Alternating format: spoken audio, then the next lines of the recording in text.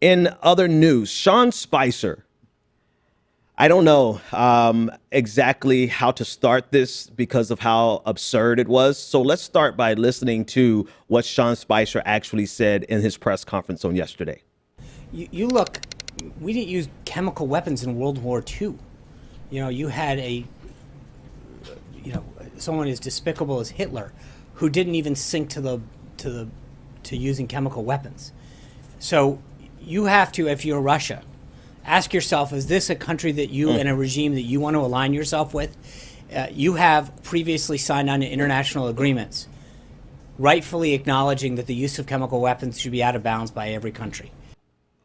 Okay, Pat, I think anyone who has spent any time in school whatsoever understands that Hitler used chemical weapons to kill millions of people. Well, luckily the reporter was there to give him a chance to clarify.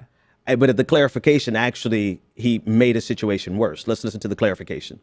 Quote, Hitler didn't even sink to the level of using chemical weapons. What did you mean by that? I think when you come to sarin gas, he was not using the gas on his own people the same way that Assad is doing. I mean, there was clearly, I understand your point. Thank you. Thank you. I appreciate that. There was not he brought him into the Holocaust Center. I understand that. But I'm saying in the way that Assad used them, where he went into towns, dropped them down to innocent into the middle of towns, it was brought to, so the use of it, and I appreciate the clarification there. That was not the intent. So the clarification actually doubles down on trying to draw a difference without a distinction. This is okay. So let's start here with the facts. At the height of the killing at Auschwitz, about 6,000 Jews were killed daily using chemical weapons and gas showers. Sean Spicer tried to draw a distinction to say, well, Assad or Hitler didn't bomb people in their own town.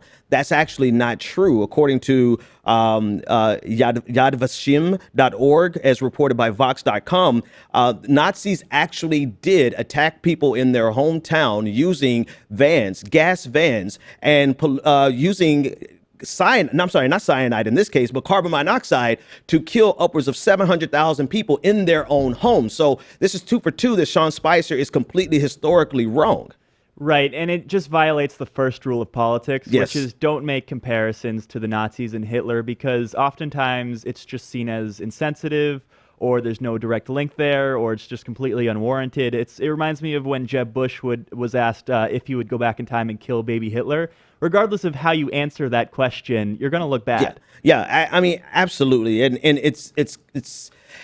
it's disturbing because this is the press secretary. This is the person that's charged with being the lead communicator for the most powerful office in the entire world, and he is incapable of communicating a thought without sullying it in this fashion. We're not only making historical inaccurate statements, but making highly offensive statements of the highest order, of the highest magnitude. How do you get this far in politics and in this type of position, and you're completely inept and incompetent? And I really don't think there was any malice behind what he said there.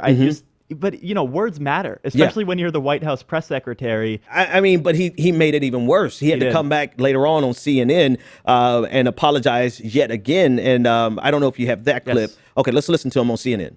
I was obviously trying to make a point about the heinous acts that Assad had made against his own people last week, using chemical weapons and gas.